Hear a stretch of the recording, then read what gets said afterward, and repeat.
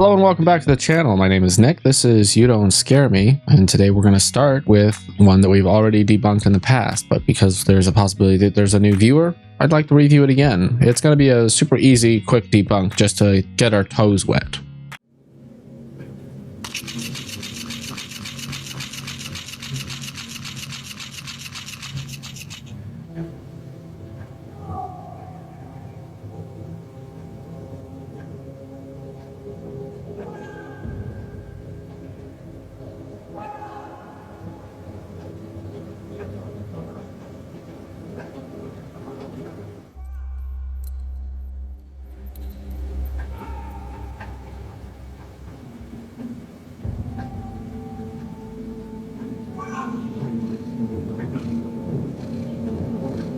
The worst possible thing you can do for an animal that you claim to have loved enough to make a memorial, Rip Mina. Their cat died yesterday, apparently. The fish goes off on its own. The ball toy thing was triggered by pulling a string that was taped to the ball, and then a clever composite shot covered out the area where they were, where you could see the string. The cat coming out of the kennel is literally just an overlaid video with the opacity turned down. The meowing is just random stock meowing that you've added into the video and then added a reverb to. I don't understand. This is the only video of its kind. I don't think anybody else is pretending that ghosts echo. I don't think that this is very clever. I think that it's an affront. I don't know. Listen, if I would love for my dog to come back and see me. I'd love for that to happen, but it's not going to happen. I love my dog enough that this would never even be considered in my mind to create a bullshit paranormal video to capitalize on the loss. So if your cat's actually dead, you're a dick. If you've lost a pet, the last thing you want to do is edit videos of them as a ghost for internet clout. See, me and Goose Pimples are on the same page about this.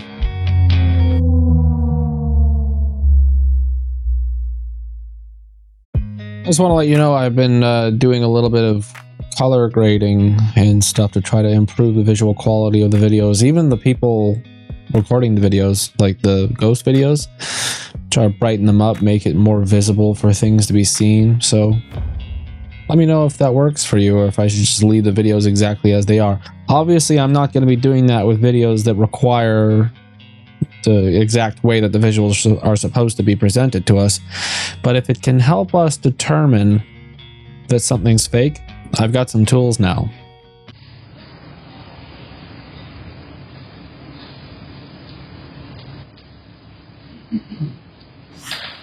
What the fuck?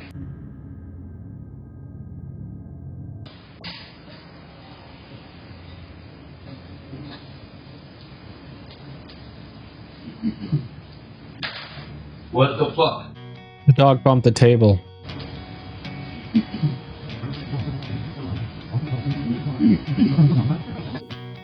You might be thinking that the dog bumped the table and set off a bit of a chain reaction, but the event was caught from a different angle. He was nowhere near it. Nowhere near the table, he says. Nowhere near the table. The dog had to bow his head down to avoid crashing into the table leg. I'd say that's pretty fucking close to the table leg. And also, the $20 EMF detector that he has on the table, not one of these. You see this? This is a good EMF detector. That's a really shitty $20 one with a tiny footprint. I'm talking like a footprint as big as this battery. You knock the table a little bit and that really tall, top heavy thing falls over. The ear of the dog, the little ear brushing against the table is enough to send that thing falling. It starts rocking, it goes back, it falls over. Fuck off with your the dog was nowhere near it. Watch for yourself.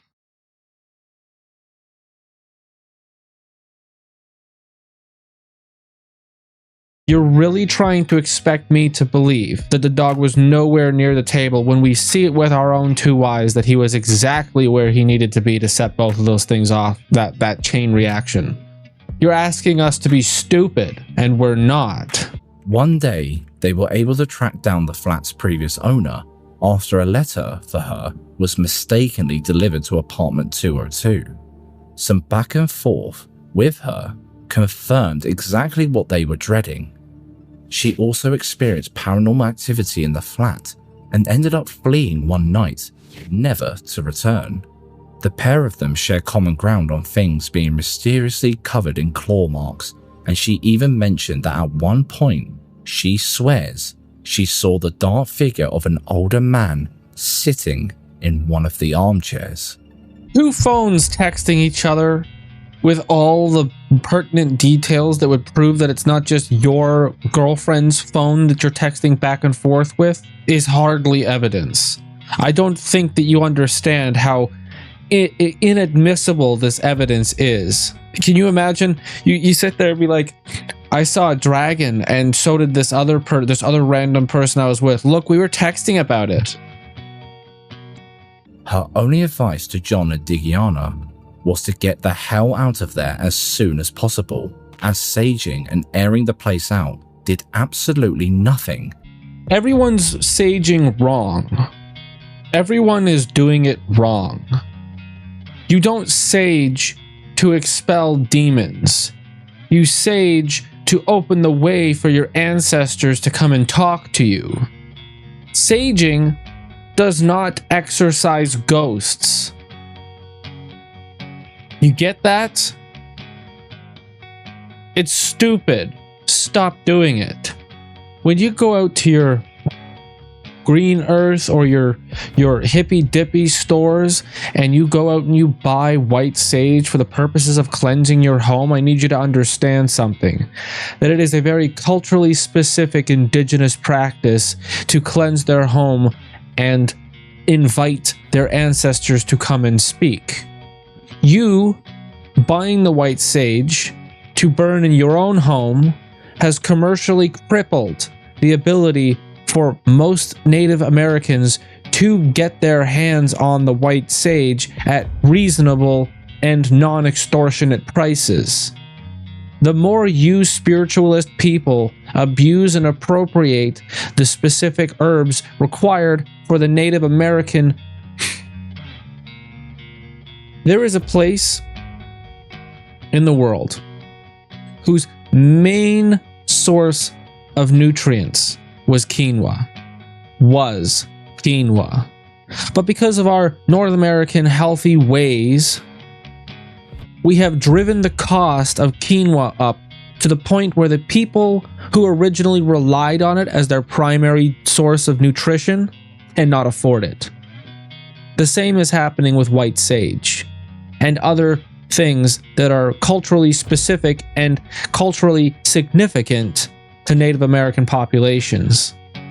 The more you consume, the more you go out and commercially get, the less likely it is for the people who need it for their own ceremonial purposes will have it. Not to mention the over-farming.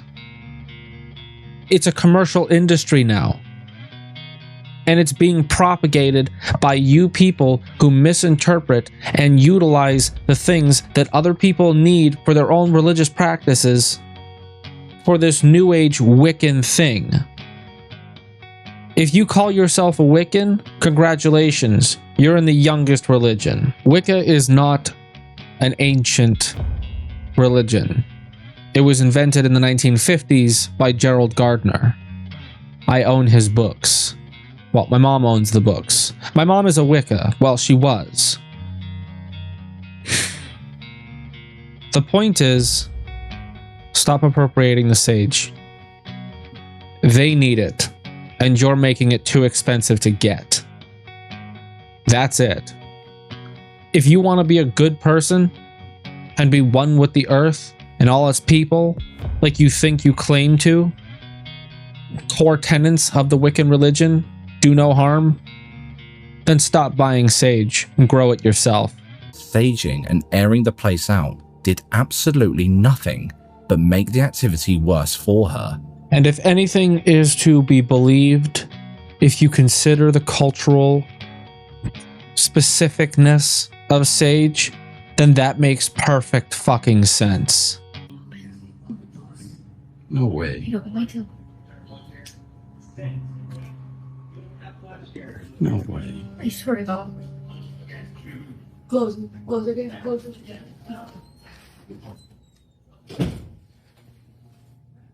Close it.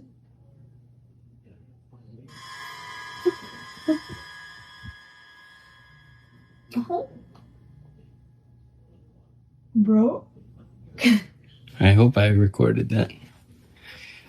Okay. Wait, are you recording?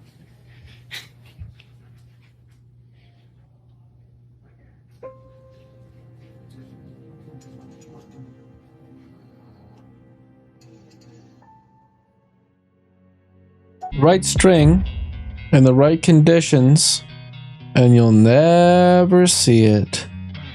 This is the wrong string in the wrong conditions and you still can't see it unless I want you to. And now I want you to. There you go. I know for a fact that it's going to be string because of the positioning of the camera. If it was the nightstand that was being haunted, don't you think that the nightstand would be the thing that's in the center of the frame? But instead he elects to ensure that you can't see the bed, which means that they couldn't position the string in a way that wasn't interacting with the blanket that's on the bed. So they elected to just not film the bed as much as possible when the paranormal thing is happening. Doesn't that strike you as weird in any way? I want you to pay attention to this next part, and the reason why I want you to pay attention is because when you cut the left and right side, you crop the image, it's a 655 crop. Okay, crop left 655, crop right 655. The last clip was cropped weird. The last video was cropped at 599 by 601, left, right. There was cropping. You zoomed in. The crop isn't correct anymore. That's weird. The next clip is going to start with a 3-second period where the crop from the previous video is still on this, and you'll find that this one is now cropped correctly for vertical. It's just to show you a visual representation of the difference in crop. It's not sloppy editing. Leave us alone. This is our apartment. She didn't want me to come at you and address you, but I have to. She's my responsibility. This is my apartment, her apartment. It's not your apartment. You need to leave us alone. No more whispering in her ears when she's showering. No more growling in her ear while she's sleeping. You touching her foot and freaking the dog out. Please stop it. Oh no, stop it. I'm telling you, no please anymore. We said please. Now it's stop it. I got chills. Show yourself. Show yourself in this mirror. I heard that they... Fucking shaking. Well, if you're shaking, then why isn't the camera shaking? And what is this? Oh, I'm freaking shaking.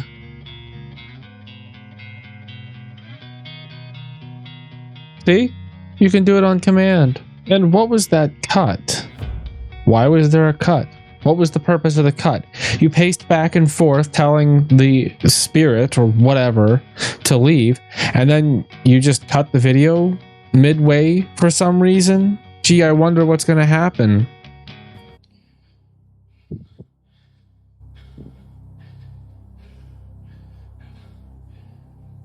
Don't be a coward. Do it. Show yourself. Do something.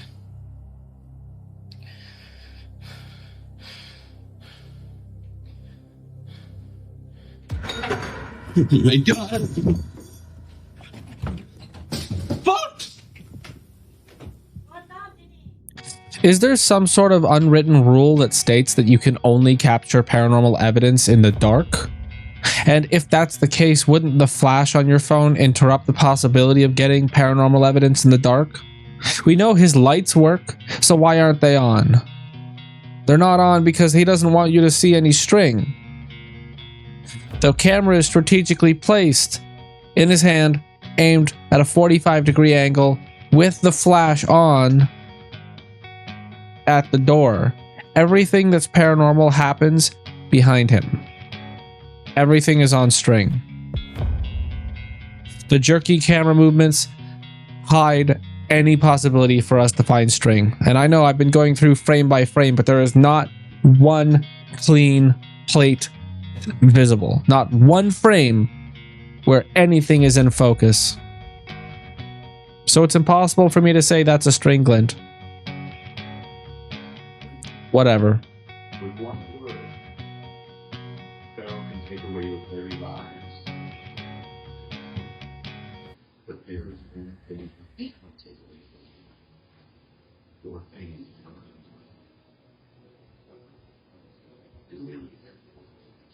But we will see God's wonders.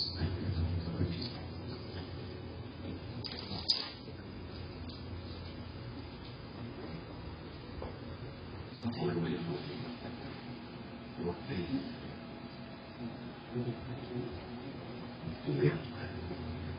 For we will see God's wonders.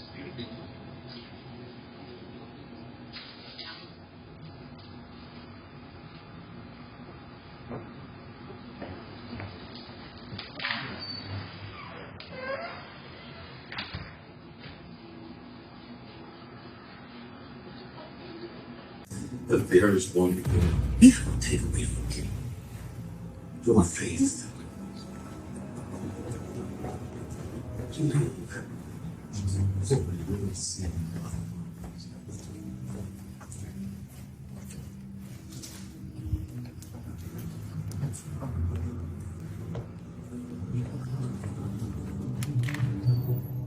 Multiple camera angles, fantastic. One problem.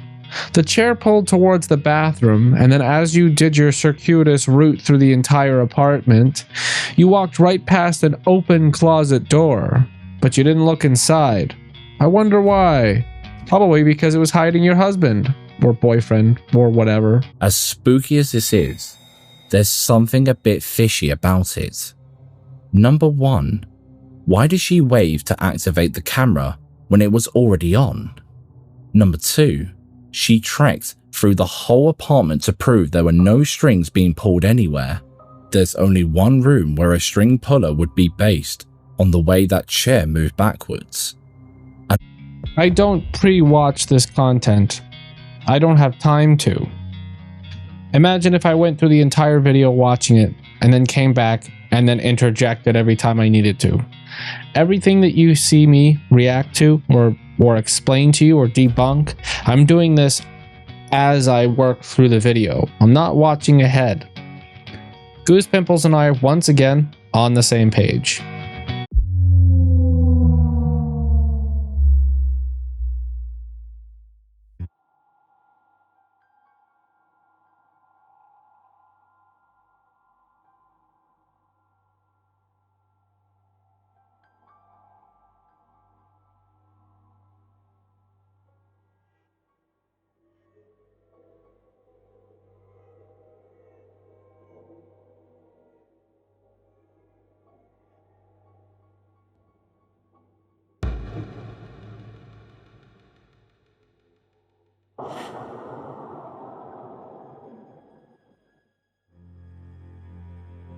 Okay, so you have an unbalanced gate that wasn't latched properly. The wind blew enough to push it open, and then the unbalanced nature of the gate put it the rest of the way. Look, you need to understand that the gate is on a post, right? It's got a post. We're going to use the dowsing rod again, because it's actually the perfect example. Your gate's closed, right? But this whole area is suspended. It's all resting on the one post. After a long time, that post turns out like this. So now the gate swings open. That's gonna do it for this video. Hope you enjoyed. If you did, hit the like button, hit the subscribe button, watch one of these two videos over here. Yeah. I love you. See you tomorrow. Okay, bye.